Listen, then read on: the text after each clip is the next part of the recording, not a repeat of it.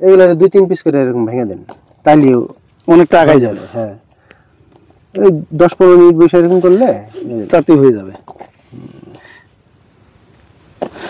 তবে ভাই হলুদের যে উপকার আছে এটার একেবারে জ্যান্ত প্রমাণ। আমি একদম থাইরয়েডের অ্যালোপ্যাথিক কোনো হরমোনাল চিকিৎসা নাই, যেমন ডায়াবেটিসের মতো যে আজীবন বললে 3 মাস পর পর পরীক্ষা করবেন।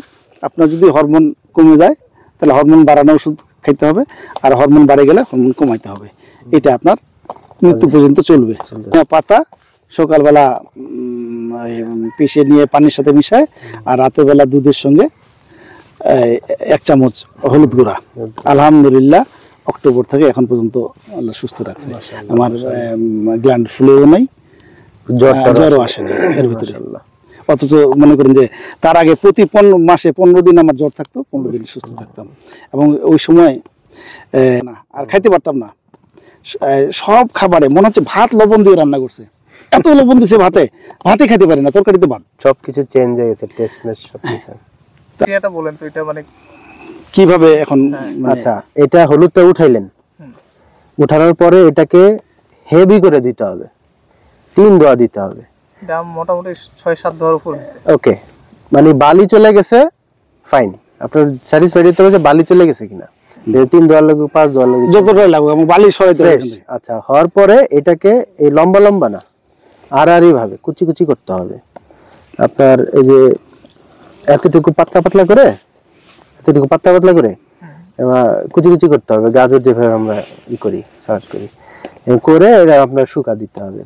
আপনার 14 থেকে 15 দিন রোদে দিয়ে শুকাইতে হবে। একদম মানে কয়েন যেমন ঝনঝন করে না, এরকম শব্দ করবে, এবং মুচমুচে হয়ে যাবে, আর দিয়ে চাপ দিলে ভেঙে যাবে, এবং কোনো ময়েশ্চার থাকবে না। এই যেমন বোঝাই যাচ্ছে এখানে রস আছে, কোনো ধরনের কোনো রস থাকবে না। আচ্ছা, ওইটা রেডি হয়ে গেলে তারপরে আপনার ব্লেন্ডারে তো আর এত সম্ভব না, স্পেলার মেশিনে ওদের কাছে নিয়ে গেলে যে হলুদ ভাঙায় ঠিক একই পদ্ধতি। মেশিনে, বড় মেশিনে যদি ভাঙানো যায় সবচেয়ে ভালো, একদম পাউডার হয়ে যাবে পুরাটা।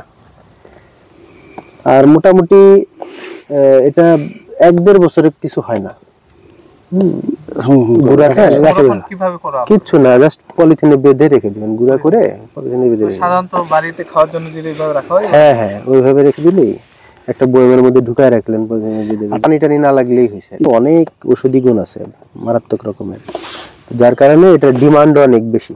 হলুদের গুণাগুণ কিন্তু সবচেয়ে বেশি, এর মধ্যে কোনো রাসায়নিক নেই। মানে আর দেশে যারাই করুক, হ্যাঁ, সে কিন্তু রাসায়নিক সার ব্যবহার করছে, রাসায়নিক সার অবশ্যই, এবং কীটনাশকও ব্যবহার করছে। মানে ওই যে আমাদের দিকে যেটা বিছা পোকা বলে বা আচা পোকা বলি আমরা, হ্যাঁ, ওটা কিন্তু পাতা খাইতে আসে। তারপরে অ্যাটলিস্ট মাটিতে ফুরাডন দেয়, দানাদার বিষ।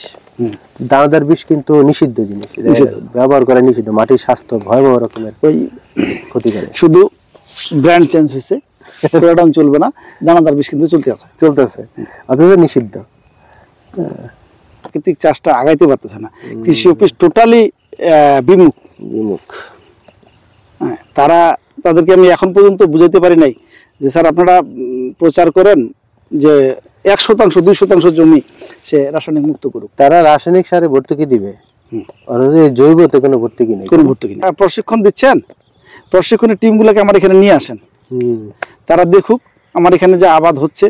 এই আবাদ দেখে গেলে তো তারা 10 জন দেখে গেলে অত একজনের মনে হবে যে না, যেহেতু ফসল হচ্ছে আমি আমার বাড়ির খাবারটা করি, যেটুকু বিক্রিটা করুক, 20 কিলো মানুষ নিজে খাওয়ার জন্য। আমি ওইটাই বলতেছি যে সবাই যদি আপন খাবারটা খালি করে, যেটুকুই পারে।